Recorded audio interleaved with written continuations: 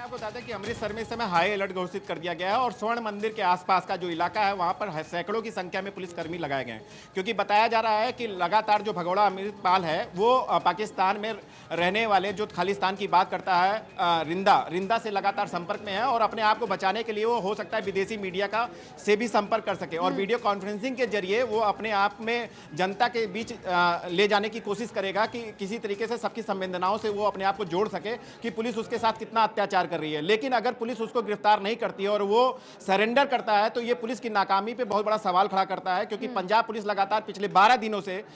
इस तरीके का सर्चिंग अभियान चला रही है और ये बताया जा रहा है कि कल होशियारपुर में एक इनोवा गाड़ी में वो जाता है, जहां पर इनोवा गाड़ी को पुलिस जब्त करती है, लेकिन वहां से भी वो भागने में कामयाब होता है, पुलिस की आंखों में धूल झोंकने में कामयाब होता है। पंजाब पुलिस लगातार सर्चिंग अभियान चला रही है। इसके पहले दिल्ली में आने की बात होती है, इसके बाद जो है उत्तराखंड में जाने की बात होती है या लखीमपुर खीरी उत्तर प्रदेश जाने की बात होती है, नेपाल बॉर्डर से बाहर जाने की बात होती है। तो ये सारी जो चीजें हैं, सारे जो बातें हैं वो सामने नजर आई हैं। लगातार पंजाब पुलिस को लेकर के इस बात को लेकर के हाई कोर्ट ने भी टिप्पणी की है पंजाब के कि 80,000 पुलिसकर्मी होने के बावजूद अगर अमृतपाल भाग जाता है तो किस तरीके की पुलिसिंग व्यवस्था है पंजाब में। तो निश्चित रूप से एक सवाल तो बड़ा खड़ा होता ही है। लेकिन आज की समय की बात करें तो इस समय पूरे अमृतसर में एक हाई अलर्ट घोषित किया गया है और जो सिविल ड्रेस है, इसके अलावा विजिलेंस की जो टीम है, इसके अलावा अन्य जो जांच की टीमें हैं वहां पर इस समय लगी हुई है। एक एक दुकान पर अगर हम एक एक किलोमीटर के दायरे की बात करें तो एक एक किलोमीटर के दायरे में कम से कम 100 से 200 पुलिसकर्मी लगाए गए हैं और पूरे ही गोल्डन टेम्पल को घेरा गया है इस तरीके से कि कहीं ऐसा ना हो किसी तरीके से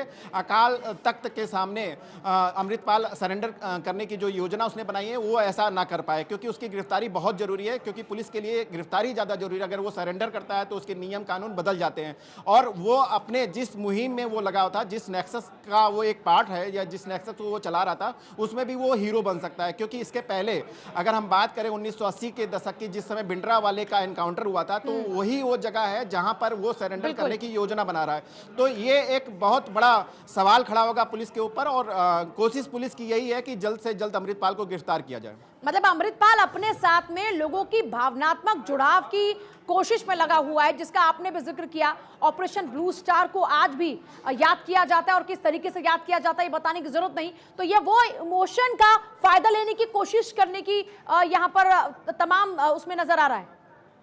बिल्कुल, अगर ये देखा जाए तो ये ऐसी ही कोशिश है। अगर इसके पहले जो अभी सूत्रों के अनुसार ये जानकारी मिली है कि वो पाकिस्तान में रिंदा के टच में है, रिंदा से लगातार वो संपर्क में है और इस संपर्क के बाद उसने ये योजना बनाई है कि जो विदेशी मीडिया है उनसे वीडियो कॉन्फ्रेंसिंग के जरिए उनके सामने वीडियो कॉन्फ्रेंसिंग करते हुए वो सरेंडर करे और वो भी श्री अकाल तख्त के सामने, जिससे वो अपने जो उन्होंने अपनी योजना बनाई थी, जिस तरीके से वो खालिस्तान मूवमेंट की बात करते थे, जिस तरीके से वो लोगों को बरगलाने की बात करते मतलब थे। जेल में जाकर भी लोगों का भावनात्मक जुड़ाव उसके साथ में रहे, इस कोशिश में वो लगा हुआ है। दूसरा, इंटरनेशनल लेवल पर भी ये मुद्दा उठे और उसका पक्ष इंटरनेशनल लेवल पर सामने आए ताकि जो बाहर से उसको सपोर्ट मिल रहा है वो सपोर्ट और स्ट्रांग हो। बिल्कुल, ये एक नेक्सस का ही पार्ट है। अगर देखा जाए जिस तरीके से अमृतपाल दुबई में था, दुबई के बाद इसके बाद वो एक लड़की के संपर्क में आता है, उस लड़की से उसकी शादी होती है 10 फरवरी को, वो सोशल मीडिया प्लेटफॉर्म से। वो लड़की जिस लड़की से उसकी किरणदीप कौर जो उसकी पत्नी का नाम है, वो पहले 2020 में एक बार यूके में वो गिरफ्तार हो चुकी है। बब्बर खालसा जैसे आतंकवादी गिरोह के लिए वो पैसा इकट्ठा करती थी। तो इस तरीके की जो बातें हैं उसके बाद वो अचानक जो है अमृतसर में आता है और अजनाला जो थाने का कांड है वो सामने नजर आता है,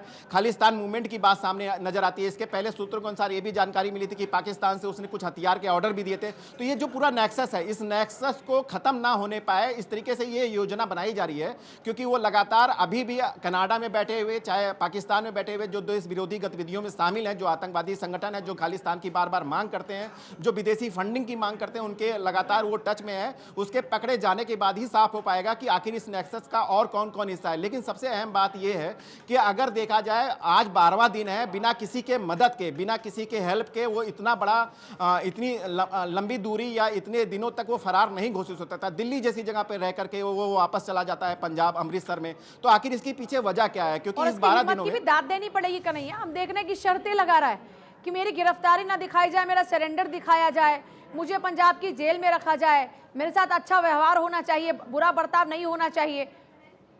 देखिए, आपको बता दें, अगर आपको अजनाला कांड याद होगा, अजनाला थाने का कांड होगा, तो वहां पर भी अमृतपाल ने पवित्र जो धर्मगुरु हैं उनकी जो किताब है उसका उसने सहारा लिया था। उसको लेकर के वो गुरु ग्रंथ साहब, पवित्र गुरु ग्रंथ साहब को लेकर के वहां पे थाने में पहुंचा था। क्योंकि सिंध या मतलब अगर हम पंजाब की बात करें, जो पंजाबी है वो जो है उस धर्म को लेकर के कोई भी ऐसा काम नहीं करते, इसलिए उन्होंने सामने। तो अगर देखा जाए ये पूरा जो नेक्सस है वो धर्म पे टिका हुआ है, और इस धर्म का सहारा जो है अमृतपाल लगातार बार बार ले रहा है। और सरेंडर करने की बात इसलिए कर रहा है क्योंकि वो सरेंडर करने के बाद अपने जिस गतिविधियों में शामिल था वो उन लोगों के लिए हीरो होगा, लेकिन गिरफ्तारी के बाद वो हो सकता है कि इन सब चीजों का जो नेक्सस है वो तोड़ा जा सके। चलिए, बहुत शुक्रिया आपका फिलहाल पूरी जानकारी के लिए।